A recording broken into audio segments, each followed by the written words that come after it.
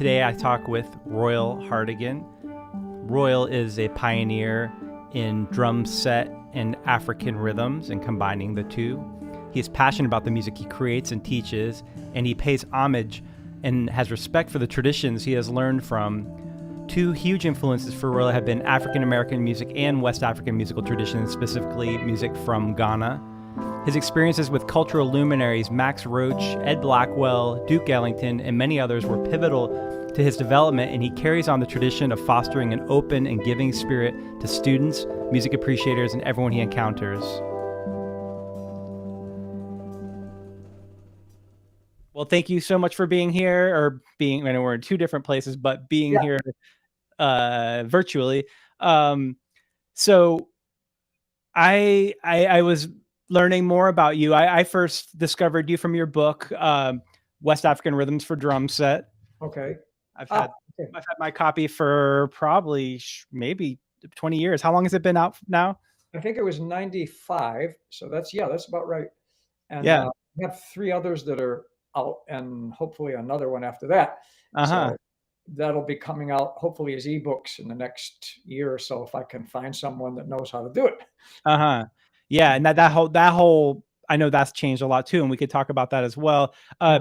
So it sounds like tap dance. You had family that tap danced and played music. So what was your first memory of music? Yeah, my mom and my uncle, Hazel Hartigan and Ray Hart.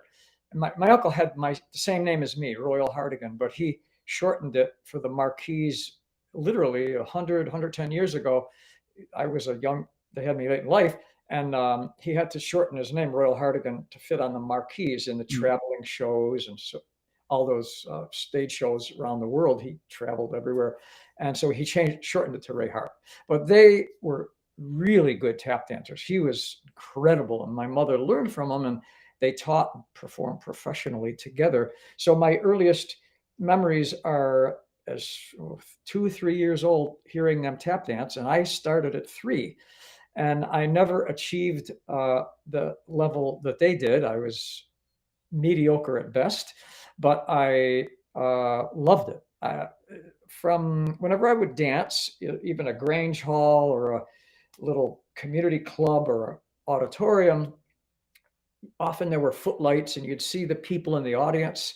And it seemed as if beyond the wooden floors or the tap mats and the sounds of the tap dance and the music, beyond those lights were people that you felt connected to. And by extension, it felt like it reached out to the whole world, even though it didn't. It was just, usually one little venue, but it felt like that. And it was exciting. It made me feel connected to myself and other people in a way that at a young age of 3 or 4 is not common. And it was special to me. It was magic, basically. And that feeling has stayed with me since then. And I later started playing drums actually, in a drum corps first and band, and then piano, mostly jazz. And I played my way through high school and college playing piano and trios or quartets for dancing and sometimes jazz, and then developed my drum set a little later. But it was always magic. And that was the reason I did it, for its own sake. I didn't, you get paid. Yeah, great. But you weren't aspiring to fame. Is that right? Or I wasn't aspiring to fame or quote unquote success or any of that stuff. Just, it was such a joy to do it. And it still is. That hasn't changed. So your uncle, you said he toured around the world, and it was under his name, Ray Hart, you said? Yeah, he took the name Ray Hart because he shortened Royal to Ray to make it I'm Royal James, and he just made it a lot shorter. And people knew him all over the world. He taught the Ziegfeld family's daughter out in Hollywood. At that time there were Irish clog dancing championships in Madison Square Garden. He won a couple of years. The family came from Ireland 150 years ago, and then he lived in Worcester and took a train down to New York to earn money for the family. And he would tap dance on the street, on the sidewalks. he knew a lot of the greats and danced with many of them. He knew Hmm. Bill Robinson. He danced with Peg Leg Bates, the Step Brothers, the Nicholas Brothers. He told me stories about going all over the world, Australia, and just incredible life. And that added to my sense of magic in music and tap dance because the things he told me, I said, wow, this isn't things you see every day. And Hmm. so I was really inspired and motivated by he and my mother's work. And So was it like a variety act? What yeah, was- right. He used to do solo when he was traveling all over the world. But then when he retired in around sometime in the early 1930s, Mhm. uh, he retired to a place in Western Mass, North Adams, Massachusetts. And he just happened to have a card from my grandparents who went out to see him, happened to see him when he was in Portland, Oregon, I think. They were out there Okay. in the winter having a vacation. And they went back after and they gave him their cards. If you're ever in the Berkshires, come and stay with us. And he did. And then he liked it so much, he stayed there and started dancing studios. My mother took tap dance from him, and she Uh, became so good they used to teach together and dance together professionally. uh-huh. So it was growing up just a big part of your family's life.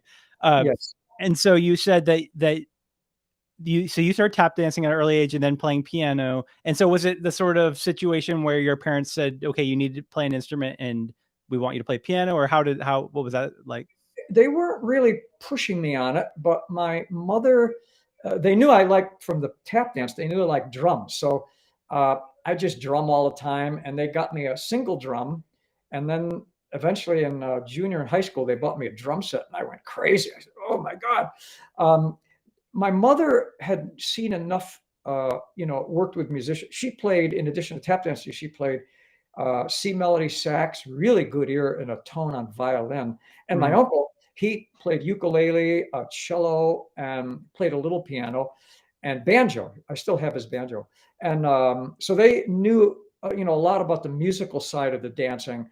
And they said to me, if you really want to do things in music, piano is a great way to start because it's all there in front of you. You can see what melodies are like and chords and how forms go. So I took piano, and I really enjoyed that as well as the drumming and the tap dance.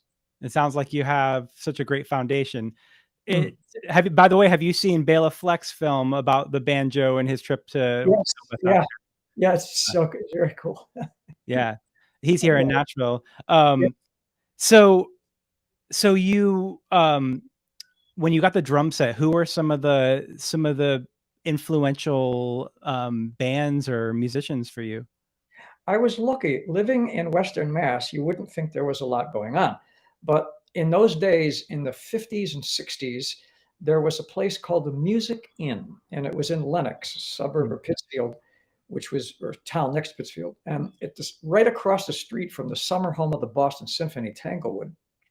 And at Mhm. this place, uh, and well, it was just down the road, not quite across the street. And this Music Inn every Sunday, all summer, from like late June till Labor Day, would have these great players from New York come up, and you could sit like 5 feet away from them. And it was, just a little raised stage, grand piano. Every year we'd see Dave Brubeck, Thelonious Monk, Dizzy Gillespie, uh, Buddy Rich, Duke Ellington, Lionel Hampton, Woody Herman. My God, who are the other? So many people. Modern Jazz Quartet. Just you're right there, and on the intermission, you could talk to them. Oh, I said, wow. man, it sounded great. I mean, it drove me. I couldn't believe it. So That's it's like you grew up being able to see Beethoven or Bach. absolutely, absolutely. And the drummer, I loved all the musicians, the pianist, the drummer, all of it. But I heard so many great drummers. I mean, it Mhm. was just wonderful. And then later, interestingly, around 65, I was playing my way through college at the Holiday Inn Eagle's Nest in Lenox, Massachusetts. And in August, they have the Pops every year in the BSO. So that year, Duke Ellington's band played with the Pops with Arthur Fiedler. Little did I know, here I am playing piano in the Eagle's Nest Lounge, and in walk in about 18 impeccably dressed musicians, many with their saxophone and trumpet case with tuxedos. and they sit down and they order, whatever. And I'm playing and I look up and I says, oh my God, that's Duke Ellington's orchestra. Wow. I'm playing piano. They're going to throw things at me. But actually, I went over and talked to them and they were really nice to me. And I went out in the hallway and I called up my parents and says, Mom and Dad, Duke Ellington's band just came in. And so what happens? I hang up the phone and who's walking down the corridor is Duke Ellington. Red carnation in his lapel. He looked like they called him Duke. It's appropriate. Uh-huh. He talked, he acted, he walked like royalty. Mm-hmm. And so I had the courage. He was talking to somebody when he left that person. I went over to him and said, Mr. Ellington, could I please shake your hand? I know you're busy and you're famous, but I'd love to just shake your hand because you are a legend to me. And he stopped me. He said, what's your name? And I said, Royal. And he says, Royal, you're pretty special. He said, we're all learning together. And he went on and he made me feel right at home. And I was amazed. I had this idea of being, I was probably 18 or whatever, that, there's these people, that are the gods. But when you meet them in person, they make you feel like, there's no difference. And it's really true. They're great musicians, but they're also human beings. Mm-hmm. And they're so open, like Duke Ellington. When I spoke with Joe Morello, when I spoke with Thelonious Monk, who was really cool. And his drummer at the time was Frankie Dunlop. And then another time he had Ben Riley, Charlie Rouse. Just talking to these people, it inspires you. Yeah, and for people listening in who maybe aren't familiar with all those people, Joe Morello was best known for playing with Dave Brubeck. Yes. You may be familiar with Take 5, which was their biggest hit. So Thelonious Monk, what was that conversation like? Oh my God. I talked to him about what he did, what I always noticed. And I just said, I really like the way you move. And he said, oh man, yeah, that's cool. Because he would get up, not every time, but when he's doing a solo, he's there. But when it's a drum solo or a bass solo or a sax solo, sometimes he would get up and, the grand piano's like 9 feet. He would walk up and down, back and forth. But the way he walked, it wasn't really just walk. It was like almost dancing to the music that he heard. I've seen a video of him performing and he's dancing. Oh yeah. And he's dancing and he's literally dancing, walking. And some people would say, well, why is he doing that? But my work in West Africa, drumming, music, and dance are one. It's not two separate things. Mm-hmm. You have to know both. And so to me, I saw the relation in a different way, of course. In West Africa, it's exact. There's dance movements that go with drum rhythms. But he was doing maybe not specific traditional movements with certain rhythms, but they were still related. And it was incredible. It was like a kind of genius to me. And I was knocked out. Yeah.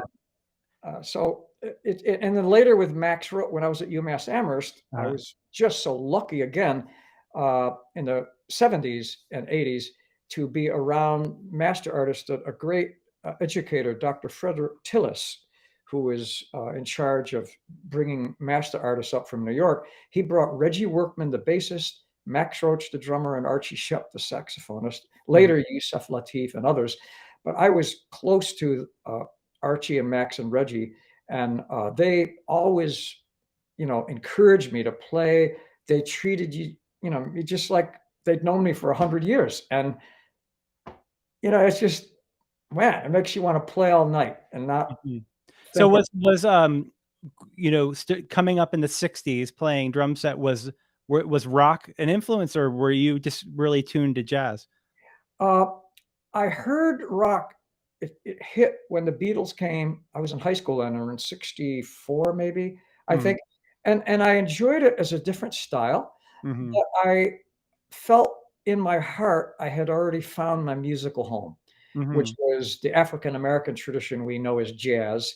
There was something about that just I didn't find in rock. There was a complete spontaneity. In other words, in rock, I'm sure, I know there are styles where you can have some level of improvisation, and sometimes it's quite extensive.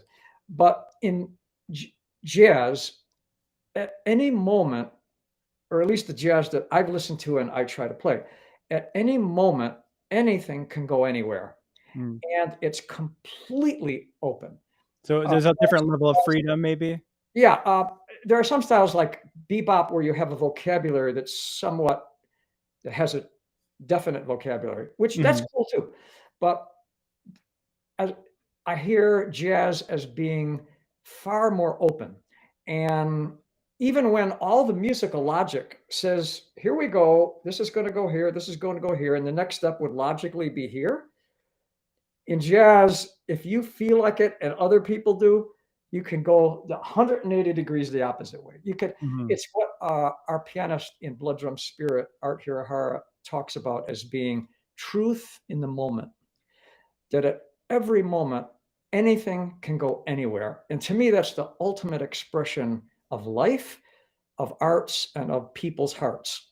And so that is my main thing. Now, I do love funk and the hip hop things going on. And, I try to adapt those things into jazz.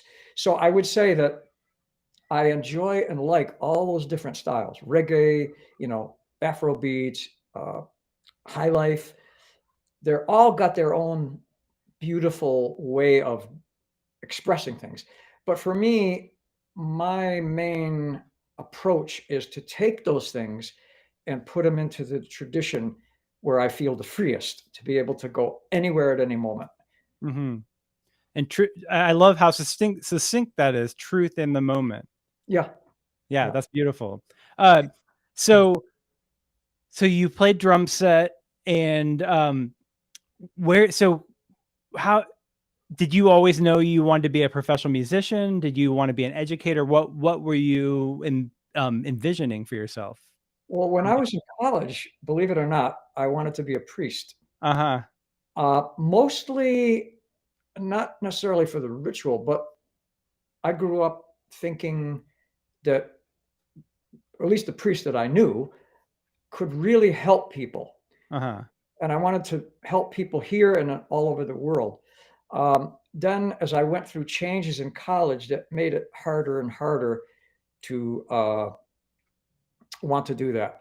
Hmm. I uh, had a hard time believing in God. I had to take philosophy to be a priest, and Uh-huh. philosophy they talk about all the arguments and whether there's a God or not.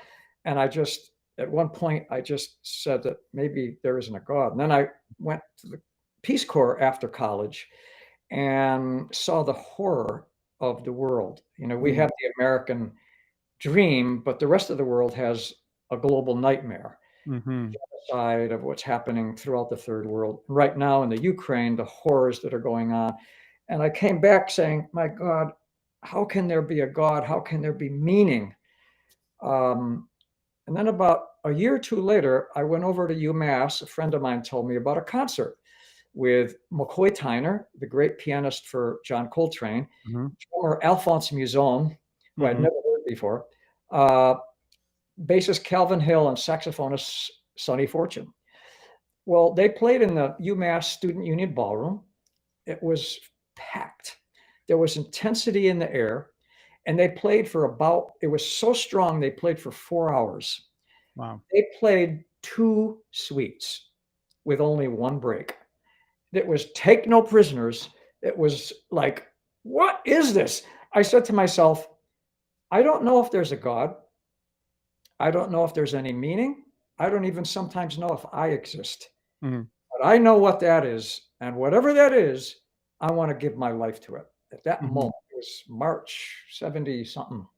And And since, for people, McCoy Tyner was well known for playing with John Coltrane. oh, yeah, yeah. And I met McCoy Tyner. He was playing where I used to live in North Carolina, and I talked to him a little bit. I asked him, "What is the groove to you?" Uh, but but I didn't get an answer. But anyway, so that experience could maybe be described as a spiritual experience, though yeah. And since then, I've come to feel that there at least can be, and maybe is, some deeper spiritual being, God, spirit, goodness, something. And that's reinforced since 1991, when I've been going to Ghana, West Africa, and to Asian countries to do my research and performing in China, the Philippines, Korea, Japan, so forth, in the villages, not in the urban tourist, whatever, Mhm. uh, or business, out in the villages with the people. There's a closeness and a connection to nature and a spirit world that I can feel. So I now have a sense that there is something beyond. I just don't know anything about it, but I feel it. And the beauty part of it is that in indigenous cultures, the people use music as part of their lives. And one of the main things is that expression of spirit in the music. So I try to put that in music that I play. So you heard McCoy Tyner play with all these great musicians, and sounds like sort of an epiphany as well. Um, and that you wanted to devote your life to that. So when did you first hear music from Africa? I heard it when I was a little bit when I was at UMass Amherst. They had visiting people come through, Mhm. but uh, regularly I heard it when I went to uh, Wesleyan in Middletown, Connecticut for my master's and PhD. I started that in 1981. Okay. And they had a great music department with master artists from different traditions: Japan, India, China, Native America, uh, I said Indonesian, gamelan, and West Africa, Mhm. Ghana. Master drummer So Abraham. you were learning bits of each of those music, different cultures or from around the world. Yes, I did my best. There's only so much you can do. That's the problem at a place like Wesleyan. You wanted to learn them all, you just can't do it. So Yeah, I focused on. each one of those takes a lifetime. Oh, yeah, I mean, even one of them, you could spend 10 lifetimes and you'd Yeah, still be scratching the surface. But, yeah. I said, how can you not try to do them? So I went India. Mridangam in South India is a beautiful instrument. It's the counterpart to the tabla. But my teacher, Tanjore Ranganathan, a master artist, he said, you can do that, but there's so much time to take, and you're already doing these other things. You could try the rhythmic syllables called in the South solkatu over the Mhm. time cycles, taki tango ta din gi na ta, and so forth.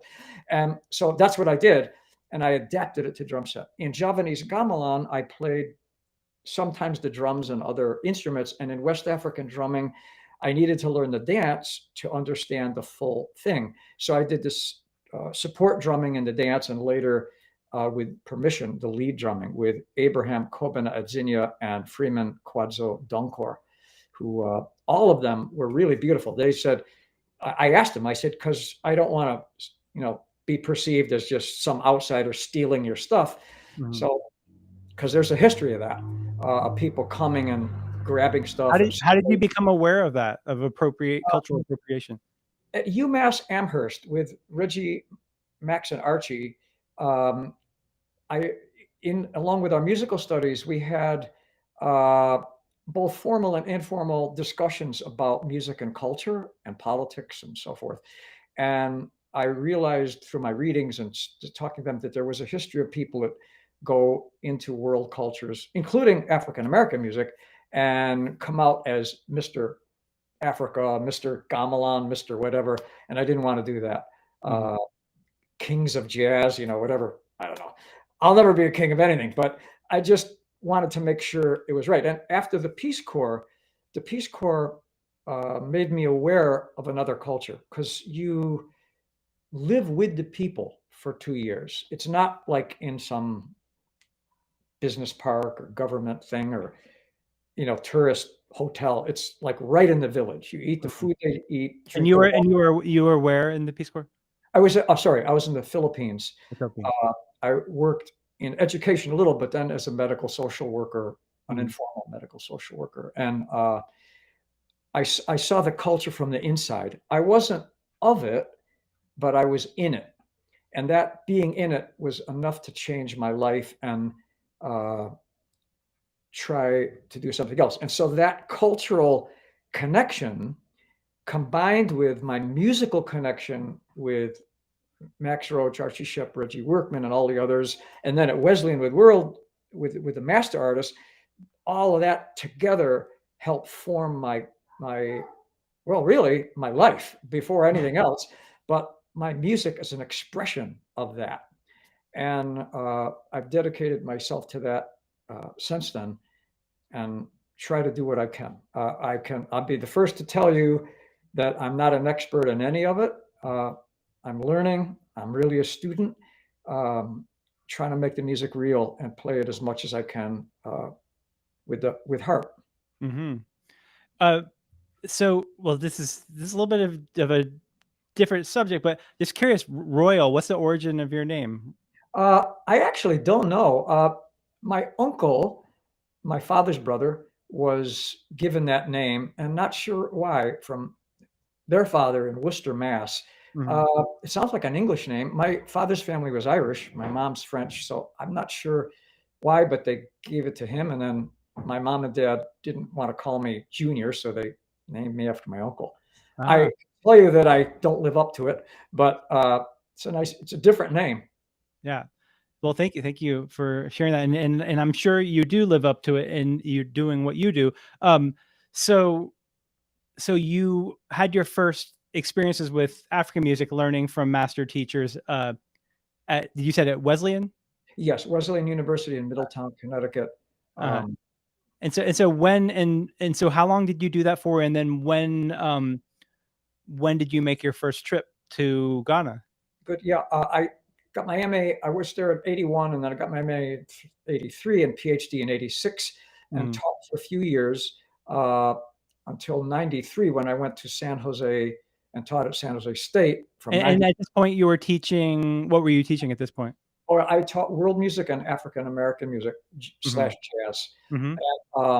with ensembles. Though I taught a large and small ensemble at San Jose State, and African drumming and dance with the master drummer out there in the Bay Area, known as his name is CK Ladzekpo. Yeah, I've heard his And, name. Yeah.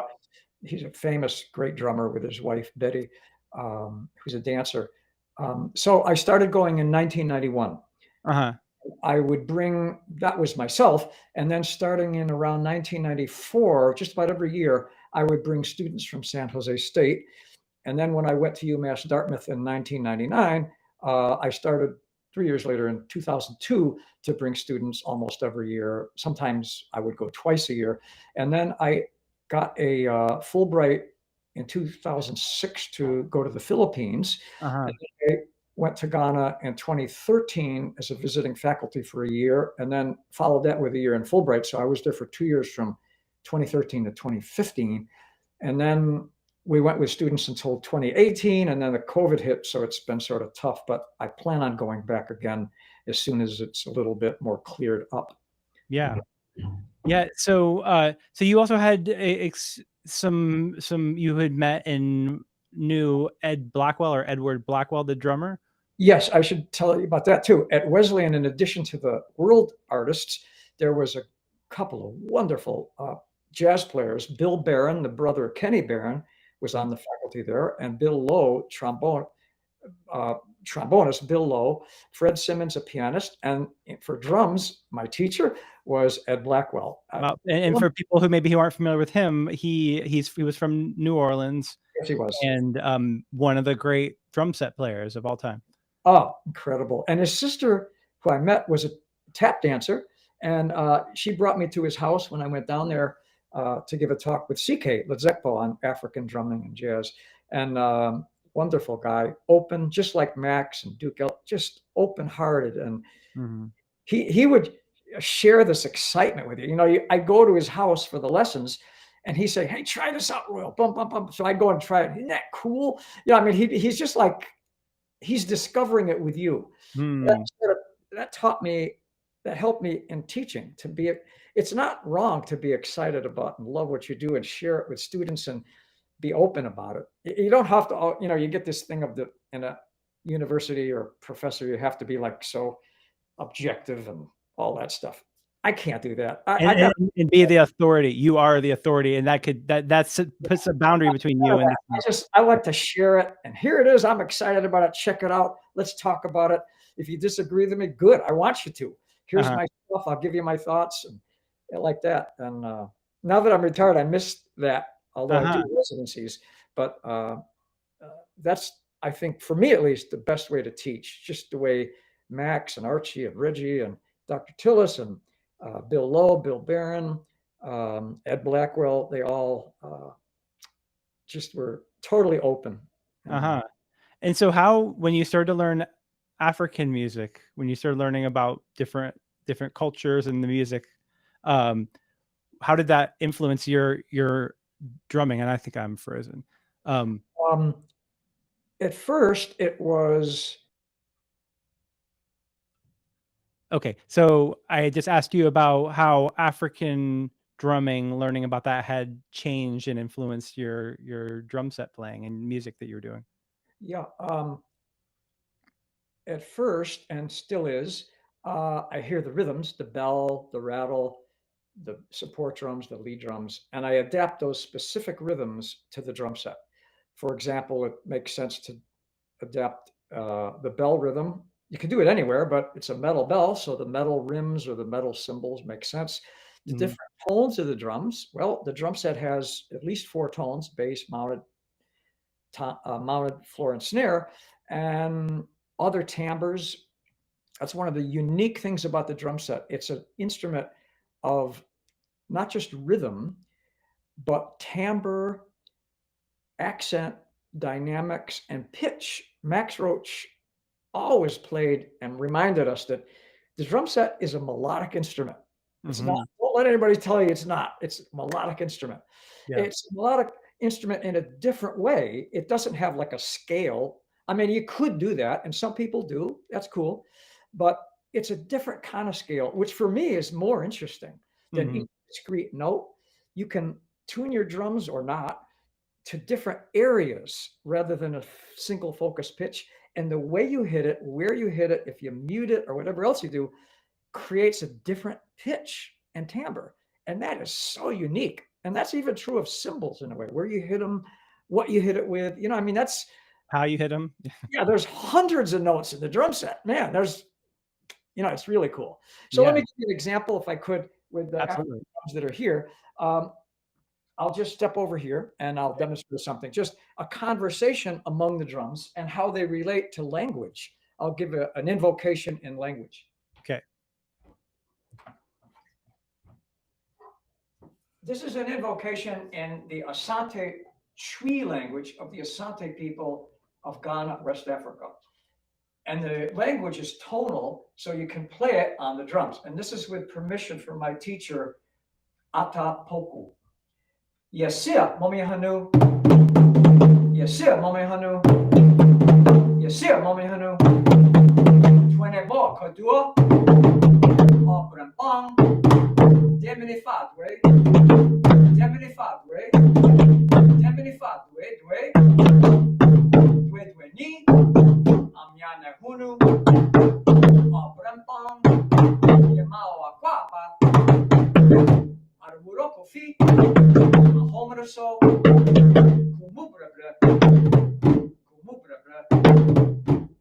and this would be played before the social or funeral music known as adowa. I'd like to give you just a little, and the language means honored person. We feel good toward you. You have gone through life and all its struggles to your death or to your destiny, and we salute you, we honor you, honored person. And now I'd like to play a dialogue from the royal court music of the Asante people. There are many drums in the ensemble, but the two that share the dialogue are the lead drums. There's an hourglass dono and some other drums. This is a bell, a hollow metal bell called dauro. And here's the bell pattern. You're not supposed to count, but because we don't have a lot of time, I'll count. 12 eighth notes in Western terms, if you were writing it, divided into 4 dotted quarter notes. 1, 2, 3, 4, 5, 6, 7, 8, 9, 10, 11, 12. 1, 2, 3, 4.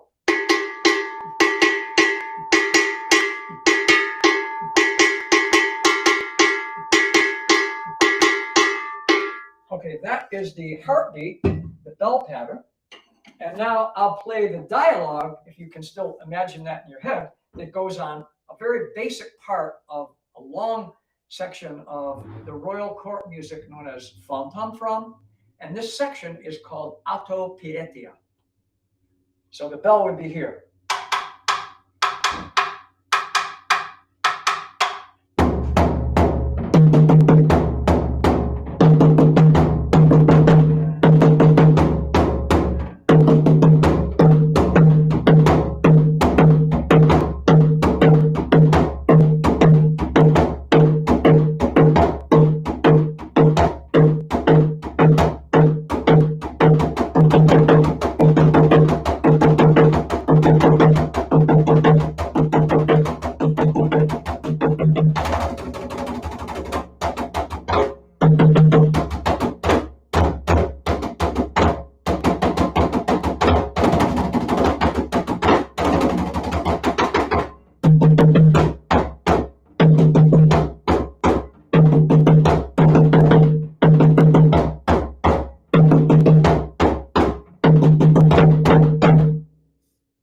Say that these two drums, these are known as atumpang, the two double drums, and these two, they would be played together, are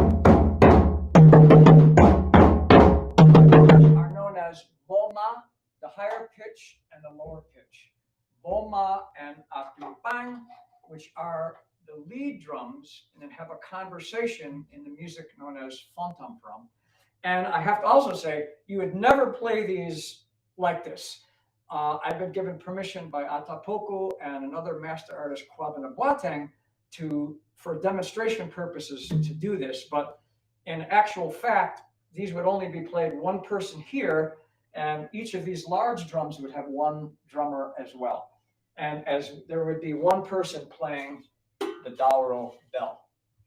So the ensemble would have 3 people playing the bell, and then the 2 sets of drums. Yeah, normally there would be 1 or 2 people on the Dauro, often 2. In this music, there isn't always a rattle, an intrawa gourd rattle, but in others there are. And then you have that conversation, which is the essence of Fontamfram, and Atumpang. And then there are 2 other drums, a small drum that looks similar to this. This isn't it, but it's something like this called Ajijiwa. Say it again. Ajijiwa. And then there's an hourglass drum that I can show you in the other room that's called dono, and that also has a voice in this music of Fontamfram.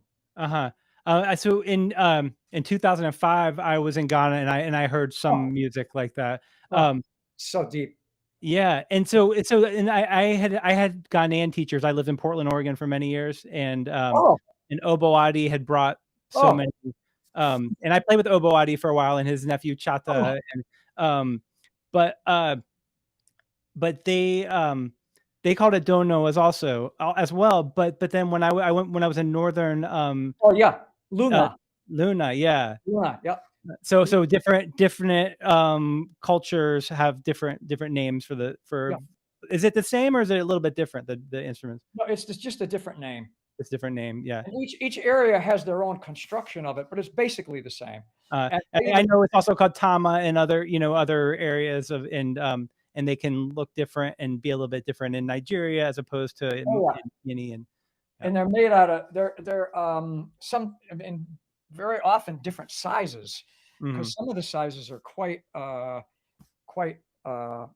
intense. I mean, they're really big. I've seen some quite large, and then some are much smaller. In fact, there's a thing I might demonstrate a little here with the dono or lunga and the bass drum. I don't know if you can see. Yeah, maybe you can. Yeah. Yep, can see your drum. Let's see here. Make sure this is all the way up. Can you see me okay? Yeah. Yeah. This is the lunga or dono, and one of the ways I was going to talk about adapting the rhythms, the bell, and all that, which we will do. But here's one example. I'll do a short one. The lunga, I'm sure you have seen, where it dialogues with the big gungong cylindrical drum. Well, which is like a bass drum in the other room, but for drum set, I put the goong gong basic pattern on bass drum, and then the lunga on the lunga. And I add sometimes if there is a rattle, I add that on the hi-hat, or if there isn't, I just add another layer at a time. So I'll just do a little tiny thing so we can hear a little bit of what it's like. This is from the north, from Dagbamba, and also from other peoples as well, Dagara. So it's.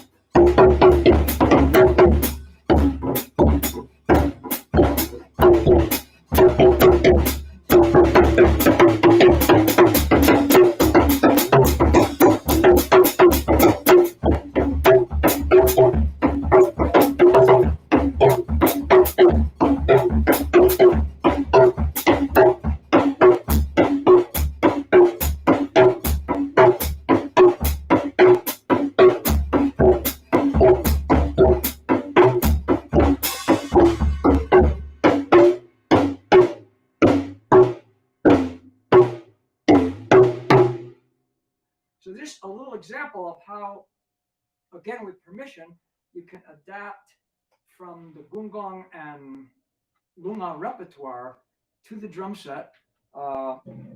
Some of that I learned with a wonderful drummer from Dagbangba. You might know him, Suli Imoro, who I don't know. Ghana, and he gave me all that.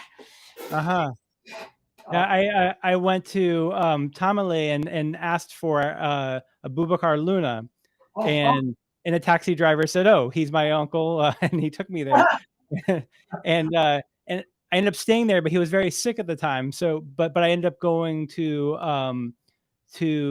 a village, Talon, to drum, just for a few days. So I don't really recall what I learned in that situation. But it's nice, you know. Yeah, it's nice to hear what you're doing, and thank you for sharing that. It's definitely you have been influential on me, and I'm sure many others, in the desire to take part to what I've learned and incorporate that into other music. And it's you know, what you're saying about the respect and doing it with permission is it's something that's definitely, I think, important to be considered, and it's something I'm still, I think, processing. That what does that mean? What does that look like? So what does it for you? So well, for one, you have a group. I think is it called Blood Drum Spirit? Yes. What is the meaning of that? I got that when I first started doing my research in West Africa, and I said, what am I going to call my research or my dissertation or my group? And I thought, well, what is it about the music that matters to me? And I felt, well, one thing is the passion that I traced all the way back to tap dancing, piano, McCoy Tyner at UMass, Max, the world artists at Wesleyan, going to Ghana, going to Asia, Philippines, and China. Passion. So that's what? Well, that's your blood, your heart. When you're playing, the blood's going through your body. So I thought, okay, blood, that's one thing. Blood or heart. And then what do I do? Well, I play drums. So drum, blood drum. And then I thought, well, where does it go to? What's the reason for it? It's not just there. It's why do I do it? What's the purpose? What does it get to? And then I thought, well, every time it's a deep thing, it brings me to another place. In the words of Bill Lowe, a place for the gods to descend when we create music. And so I thought, well, it's spirit. So I put together the heart and passion, the drums that we play, and it all goes towards something beyond us, which I call spirit. And there are, it's interesting, Adinkra designs in among the Asante that reflect that. The blood, heart, akoma, drum is dono, and spirit is sumsum, sumsum. So they have designs for those three things. So I use that as one of the symbols for our group, blood, drum, spirit. Uh-huh. And so I heard in a other interview that you did, you were talking about bringing students to Copeia Yes. and near Flau, and I spent some time there as well. Oh, yeah. Would you please just kind of paint a picture of the Dog Bay Center and that area for people? Yes, I went there when it was begun by Godwin Kwesi Agbele, who's unfortunately passed away in 1998. But his son Emmanuel is director, and the people of the village teach there. All great drummers, the teachers, and they teach drumming and dance, and it's traditional. I brought a drum set over in 1995 for students to try, as well as myself, to adapting the rhythms right away while we were there, and I think it's still there. They're very used to Americans or your people from outside of Africa, Asia, Middle East, Europe, South America, and they have food, in a very what should we say? The mosquitoes don't get in easy. They have it all screened off, and there are all the hygienic things you need, and bucket baths, which I love taking. Just all the things that make it easier. You don't have to go out and have nothing. You can sleep with netting and screens so that you don't have to worry about any malaria or anything. Mm-hmm. So it's very safe and secure, and all you feel all day long is this wonderful way to learn drumming among people that really are open-hearted to you. I can't recommend it anymore. If I was going to go to one place in Africa, it would be Copeia and Dagbe. Emmanuel and the drummers are all they're just there with you. You feel like I felt at UMass Amherst and Wesleyan. It feels like you've known them all your life, and you just meet them, and they're just open. And it's a beautiful part of the culture and the feel of that village and center. And you can walk anywhere in the village, and you're cool. There's the drummers. And of course, when there's a drumming event like a funeral or some other event, of course, Emmanuel will arrange. You can go and you can watch it and you can drum. It's wonderful. So, or either there or at a flower Denu or some other area nearby. So, if anybody is interested in going, that's the place to go. And the music is beautiful and amazing. What I was really intrigued, one thing that really intrigued me was the dialogue, and how one drum could call changes for other drums, and then how a different drum could call changes, and it just it really is communication language. Oh, it's a beautiful, beautiful thing. Yeah, a lot of them. For example, in Kinka drumming, bell is getting.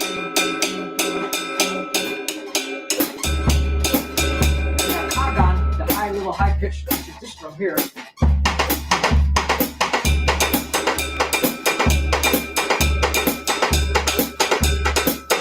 So the lead drum goes gaze gedege to, and the supporting drum goes gaze.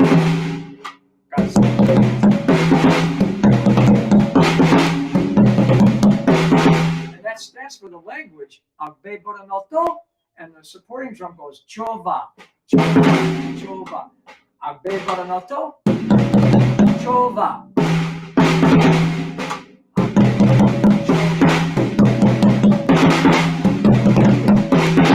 So the language is right there, and you can adapt it to the drum set. Again, Emmanuel has said, yeah, go ahead. It's really cool. And so it makes a lot of sense to a drummer to hear these things and literally adapt them. I find that there are levels of adapting specific rhythms, like the bell pattern,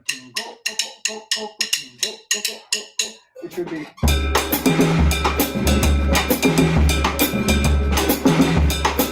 And then a rattle variation.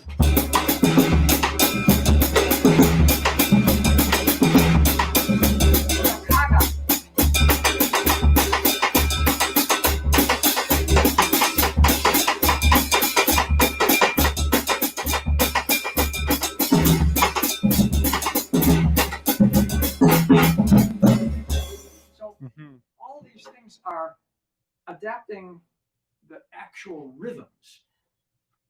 But over the years, I've felt something more. Um, and I can't quite put it into words. It's a sensitivity or sensibility and attitude about playing itself.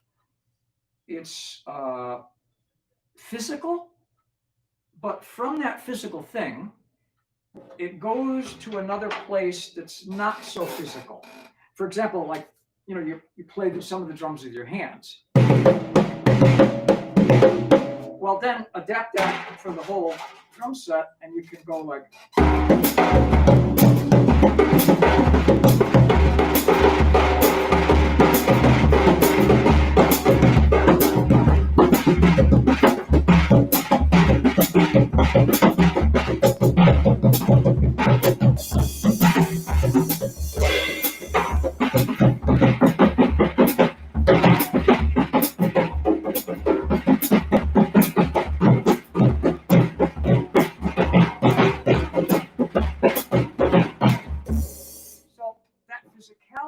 Of the playing of the rhythms, but it's not just that. There's something in it that is interesting. It's not busy. That was busy, and that's what I played.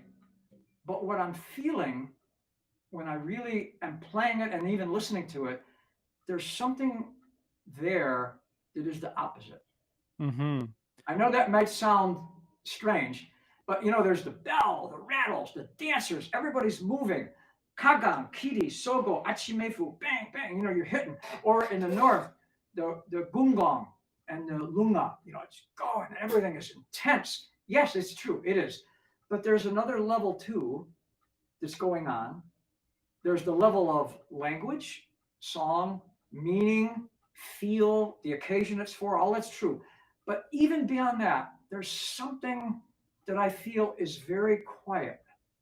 Now that I may be sounding like I'm crazy, but it's actually what I feel in it when I listen. When you say quiet, maybe could that mean peace or peaceful? Yeah, but it's almost more than that. It's like a kind of peaceful, calm. In Korea, they have a saying of the dance and the music, the traditional music: movement in stillness, stillness in movement, which sounds like a contradiction. You're like, you can't be still and moving, but it's true.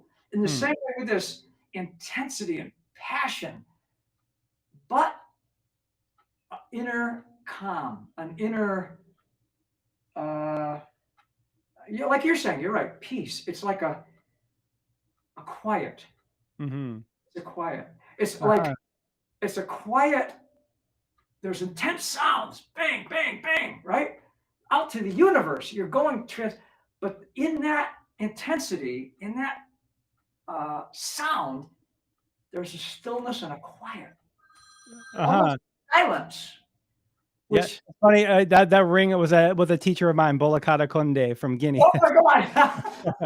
He must have heard the conversation, even though we're not live. Yeah. That's well, and also, I mean, for me, I've thought of it like a physical meditation, like a movement sound meditation. Absolutely.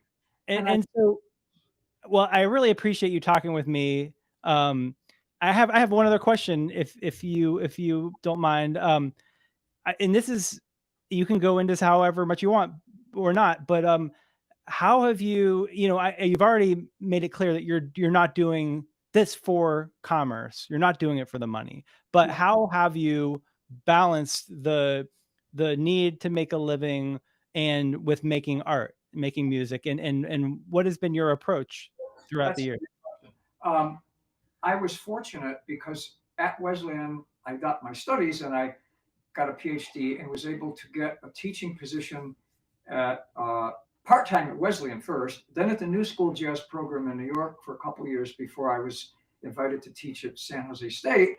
And from there back to UMass Dartmouth, which is a small branch of UMass Amherst down in Dartmouth near New Bedford where I live. Mm-hmm. And I was able to get full professor and tenure and all those things. Uh-huh. I didn't really do it for that, honestly. I did got the PhD so I could play with all the master artists, quite frankly. I didn't even care about it, but Uh-huh. I had that, so I used it, and I had a choice to make, whether to go to New York and just play or to stay in academia and still go to New York. At the time, I was taking care of my mom, so I needed to stay in some kind of financial stability and be near her. So I did that. Mhm. My dad had passed away before that, and so I did that. And looking back, if it hadn't been for that, I would have gone to New York because I think I did definitely miss some time that I wanted to be there. But I Mhm. was very lucky because most of that time, a friend of mine who I met at UMass way before, a great social revolutionary and activist and composer and band leader, Fred Ho. I don't know if you've heard of him. He had many big orchestras and revolutionary Afro-Asian music ensemble based in New York. Mhm. And I got to tour all over the world with him and play across the country. And so that brought me to New York a lot. So I was in New York, but just not living all the time back and Mhm. forth. And it was a great experience. And he passed away in 2014 of cancer, Mhm. sadly. Great visionary, but that allowed me to be there. What I've done now, I've decided, and this may be uncommon, I'm not rich, and I have a retirement, and I have food and medical care. That's it. But I'm not in any way rich. But I've decided I am not going to run through all the maze of success in the music scene, music business. There are others that might want to do that, and all power to them. I'm not in any way, there's no judgment of other people. But for myself, I can't do that. Even if I could, I don't think I would want to. I want to do the music not for status or money or ego or grabbing a romantic partner or any of that. I just want it to be about the music and what that means, for which for me is spiritual. I don't want to throw, words around and sound sentimental, but that's what it is for me. And Mhm. so I have a monthly series that I'm doing in New York, and it's been at a great place called the Michiko Studios on West 46th.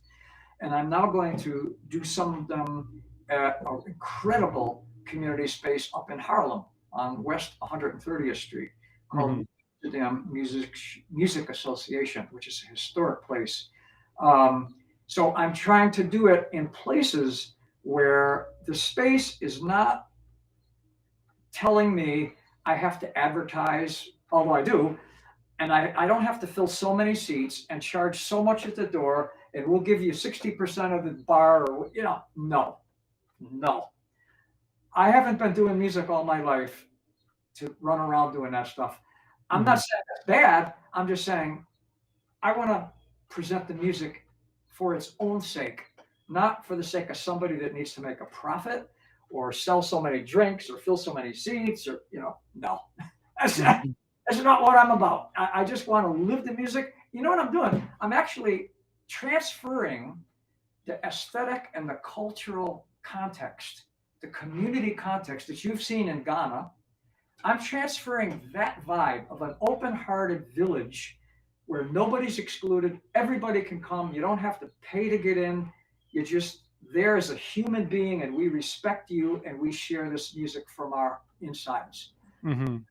That's what you have in the village, and that's what I am doing my best to create here in the US, in New York. And wherever I play, I want every time I play, no restrictions on who can get in. They don't have to jump through hoops or pay money they can't afford. If somebody wants to donate, if it's for a benefit to help the community, yeah, great. Or if I'm selling something for the villages, yes. But no quotas on seat filled Mhm. audiences, none of that. But just for the music itself, that's what I believe. And I learned that again from tap dancing for audiences at UMass, Wesleyan, and in Ghana and the Philippines and Korea and China and the villages, Trinidad. Just the music is a part of life. It's sacred. You can't put a dollar sign on it. You can't put your picture up there and miss. No, it's for the music, man. And that's all I need. I don't need any. drugs or anything. Forget that. There's no high as good as this music. You don't need anything else. And so that's how I feel. Yeah. Well, thank you so much for sharing your story and sharing your knowledge of the music and your philosophy. I really appreciate it. And thank you to folks who are tuning in.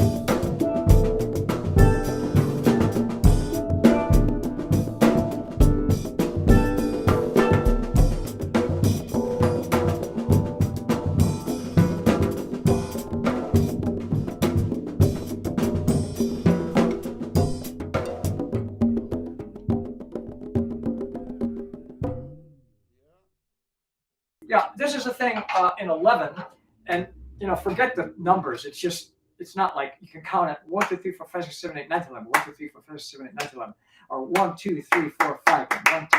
But it's really just a heartbeat, a big one.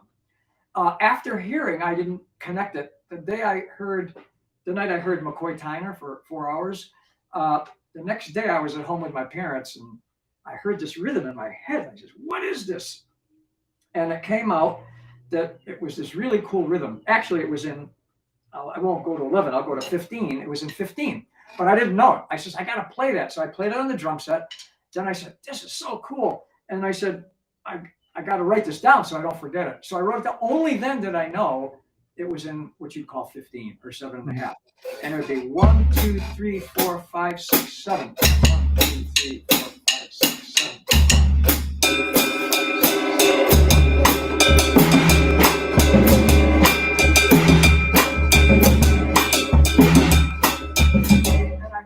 Interesting with Duke Ellington's Caravan, a little faster than that. So it was like this.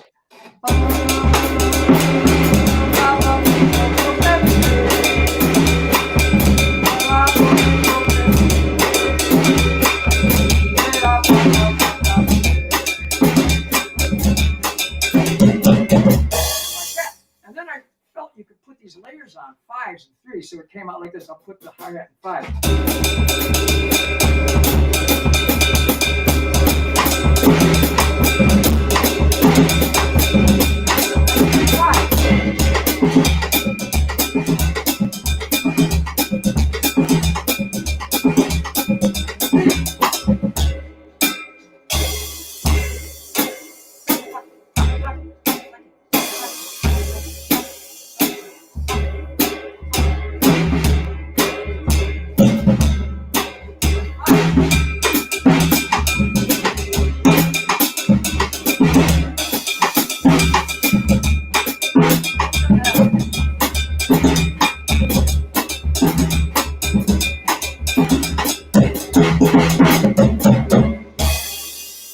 Nice. pace of these time cycles, which are, I felt that before I studied Indian music, but it fit right in with my studies in South India. But it came from my experience of hearing McCoy Tyner on that night at UMass that changed my life. I don't know how that came about. I have no idea. But it's just another heartbeat. And, you know, in my blood drum spirit, we do 5, 7, 9, 15, 20, you know, whatever. But it isn't any of those things. Those are just different heartbeats. I don't like to count them or sound mathematical. Yeah. But that's just one example of it, which is very similar to the bell you hear in West Africa, which you hear in 12/8, but it's just another heartbeat like that. And that swings 7 and 11 and 15. It grooves. Yeah. If you didn't tell me what time signature, I may not even think about it. And it doesn't matter. It doesn't, it's just feel of a heartbeat. And that's part of this discussion of time. What is time? What is life? How does time express life? From world traditions like West Africa, India, Caribbean, Philippines, all those things come together to express life through sound and movement, dance and drumming, hence blood, drum, spirit.